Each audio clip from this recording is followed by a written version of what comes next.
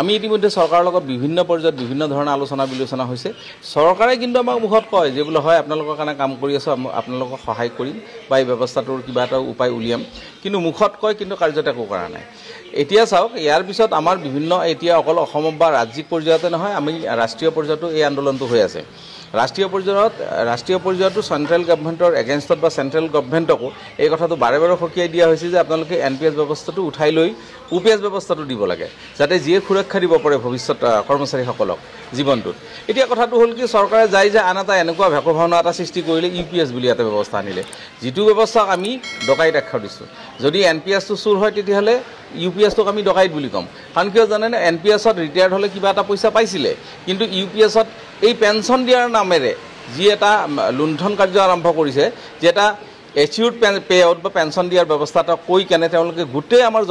জমা ধনখিনি তেওঁলোকে ৰাখি থোৱাৰ ব্যৱস্থা কৰিছে গতিকে চাওক এনপিএছক যেনেকৈ আমি প্ৰতিহত কৰিব পাৰিলোঁ ঠিক তেনেদৰে আমি ইউপিএছকো প্ৰতিহত কৰিম আমি কোনো কাৰণতে এনপিএছো নামানো আৰু ইউপিএছো নামানো সেয়েহে আমি ইতিমধ্যে বিভিন্ন ধৰণৰ কাৰ্যসূচী লৈছোঁ এইবিলাক আপোনালোকে দেখিছে হাজাৰ হাজাৰ মানুহ আমি গুৱাহাটীত গেডাৰিং হৈছে চৰকাৰৰ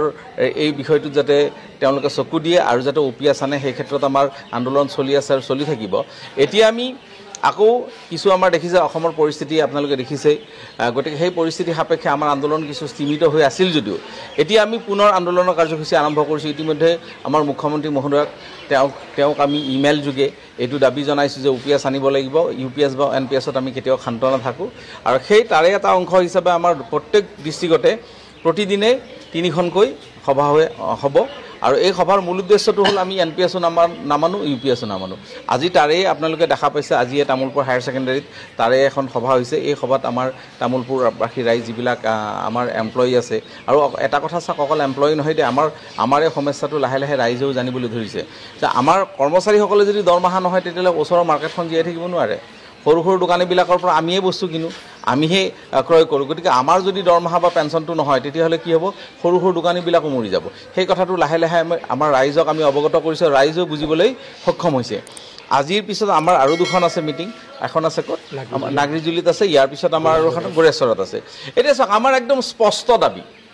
ইয়াত কোনো ধৰণৰ আৰু বেলেগ কথা নাই আমাক ইউপিএছ দিবই লাগিব আৰু ইউপিএছ যদি নিদিয়ে গণতান্ত্ৰিকভাৱে আমি যিমান দূৰলৈ যাব পাৰি সিমান দূৰলৈ যাম সেয়েহে আমি এইটো মাহতে 27 তাৰিখে আমাৰ কৰ্মবিৰতি আছে আৰু ইয়াৰ পিছত ধাৰাবাহিকভাৱে আমাৰ এনেকুৱা সিদ্ধান্ত হৈছে আমি এনপিএছ এছ'চিয়েশ্যনে বা সদৌ অসম চৰকাৰী এনপিএছ কৰ্মচাৰী সংস্থাই অকলে ডিচিশ্যন নলওঁ এতিয়া আমাৰ 122টা সংগঠনৰ লগত আমাৰ সংগঠিত এই সকলো সংগঠনৰ পৰামৰ্শ লৈ আমি ডিচেম্বৰ মাহৰ পৰা একদম কণ্টিনিউৱাছ প্ৰচেছত আমাৰ আন্দোলন কাৰ্যসূচী থাকিব অনশন থাকিব কৰ্মবিৰতি থাকিব বা বিভিন্ন পৰ্যায়ৰ আমাৰ কি থাকিব আন্দোলনৰ কাৰ্যসূচী থাকিব আৰু প্ৰয়োজন সাপেক্ষে আমি দৰকাৰ হ'লে নিৰ্বাচন বৰ্জন কৰিবলৈ আমি মানে দ্বিধাগ্ৰস্ততা নকৰোঁ কাৰণ চাওক আমি যদি জীয়াই নাথাকোঁ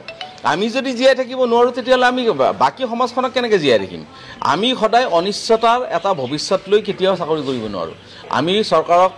অনুকিয়াই দিছোঁ চৰকাৰক আমি অনুৰোধ জনাইছোঁ চৰকাৰক আমি দাবী জনাইছোঁ এই কৰ্মচাৰী অবিহনে কোনো চৰকাৰ কেতিয়াও ভালকৈ চলিব নোৱাৰে গতিকে কৰ্মচাৰীসকলক ভৱিষ্যত সুৰক্ষা দিয়ক দেখিব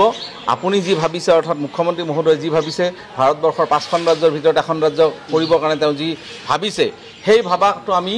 কৰ্মচাৰীসকলেই নিব লাগিব কৰ্মচাৰীসকলৰ পেটত গাঁঠি দি কৰ্মচাৰীসকলৰ ভৱিষ্যত এটা উৎকণ্ঠাত থাকি 5 নম্বৰটো বেলেগে কথা আৰু বহুত নম্বৰলৈ নিয়াটো আশা কৰিব আমি নোৱাৰোঁ সেইকাৰণে আমি মুখ্যমন্ত্ৰী মহোদয়ক ইয়াৰ পৰা কাৰ্যৰে প্ৰাৰ্থনা জনাইছোঁ কৰজোৰে আমি অনুৰোধ কৰিছোঁ লগতে দাবীও জনাইছোঁ আমাৰ এই দাবী তেওঁ যেহেতু এজন অত্যন্ত শক্তিশালী ব্যক্তি শক্তিশালী মুখ্যমন্ত্ৰী এই কথাটো আমি 7 মানে এই কথাটো বিশ্বাস কৰিব মানি ল'বলৈ বাধ্য গতিকে আমি মুখ্যমন্ত্ৰী মহোদয়ক কওঁ